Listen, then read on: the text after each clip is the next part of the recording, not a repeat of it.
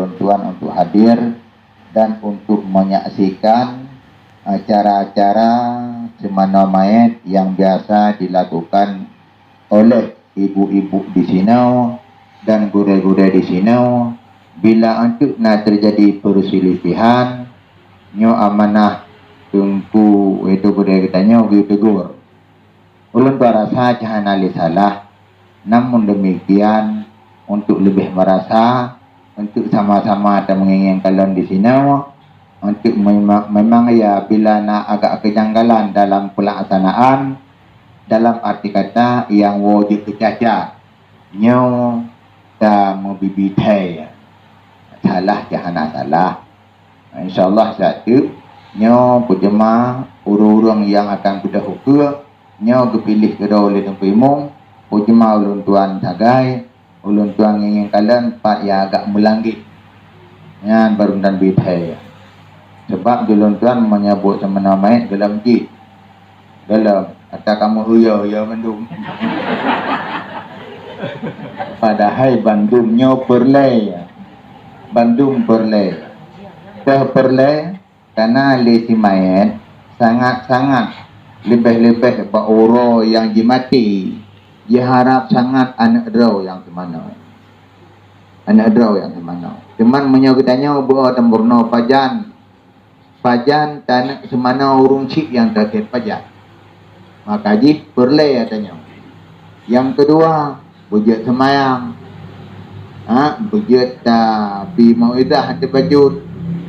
nyalem bu tajat dalam kubu nanti insyaallah akan mengikut aja walaupun kan orangnya berbeza yang jelas orangnya pokok jih semana mayat yuh galam semana mayat nyo ulun tuan bidai bajut urang yang dipilih oleh Imam benar-benar urang terpercaya sebab bak si mayat nanti akan mendapat dua hal satu terpuji yaitu madah mulia sabotu zam yaitu caci artinya kehinaan nyona bak mayat barangkali mayat akan lahir satu daripada dua menyokong di hurung jerah hurung bro maka orang yang pilih Imam untuk kusemana mayat benar-benar orang yang terpercaya bila lahir jerah bak mayat nyampe gara-gara tang cerita nanti bermasalah likut butuh lagi tunggu boga hidih bro nya hariumnya ilung kalau pun halungiang memang bro nya hariumnya nyampe gara-gara terbuka terang sabunnya ronya maka menimbulkan fitnah likutnya baik contoh mayat god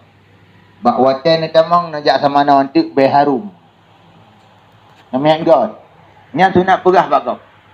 Tunggu Imam cukup mengat ben pakon tak harap nak ramai orang semayang yang tu nak berapa rupanya wadah teremang ya Masya Allah urung hana eruk pakai eruk ke mati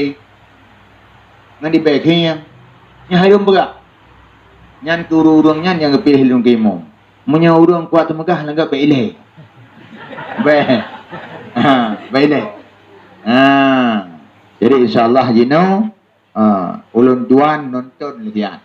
so yang tunjuk oleh Imam dan pakiban pun nyo untuk sedah orangnya